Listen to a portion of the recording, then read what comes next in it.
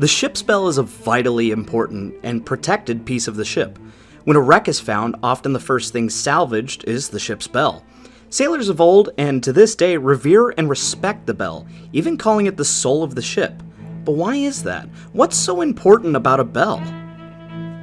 Well, the ship's bell actually has a very long history, dating as far back as the first mention of bells on a ship, the Grace Dieu, back in 1485. Since then, they've become a standard. A ship's bell was recovered from a sunken Portuguese armada off the coast of Oman. It dated back to 1489. In 1676, Henry Tronage wrote about the usage of bells as a means of communication in fog, as their ships became socked in on all sides, and bells were used to avoid collision. In fact, in 1858, the British added maritime law stating a bell was required on a ship. This still holds true today.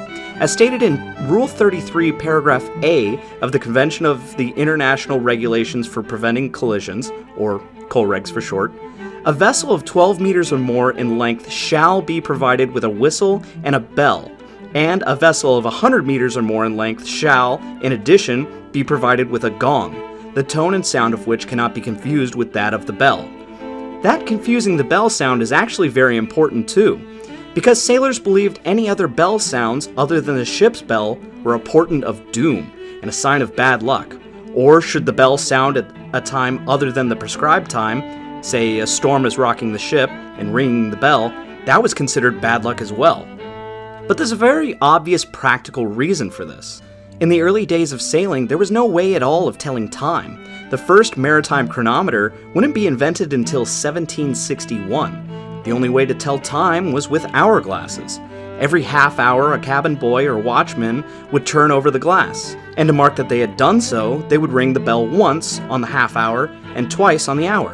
They did so in watches of 4 hours, meaning to end their watch, they'd ring 8 bells.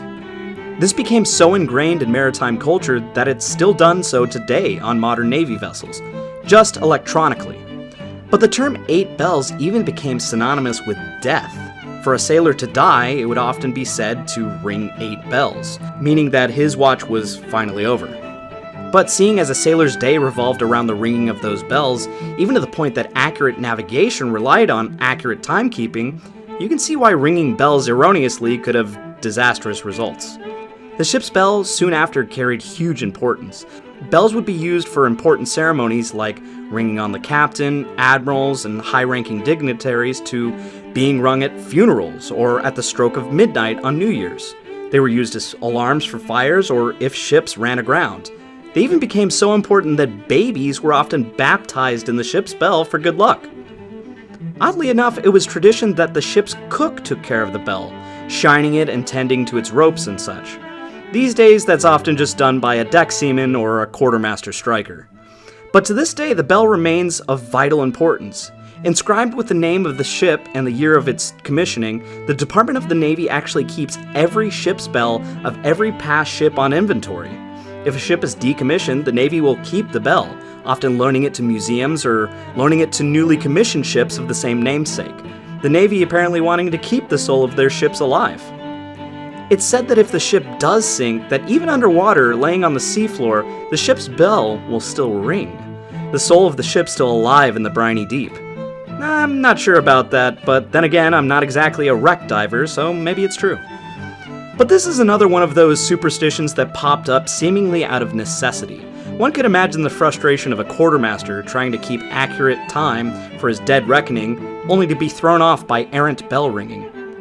So do bells on wrecks keep chiming in the deep? Will ringing 8 bells on a ship bring your untimely demise sooner? Probably not, but better safe than sorry. Have you heard of this superstition before? Have you ever had the disprivilege of having to shine your ship's bell? I know I have. Let me know in the comments, and stay tuned for more superstitions with the Superstitious Sailor. Fair winds and following seas, shipmates.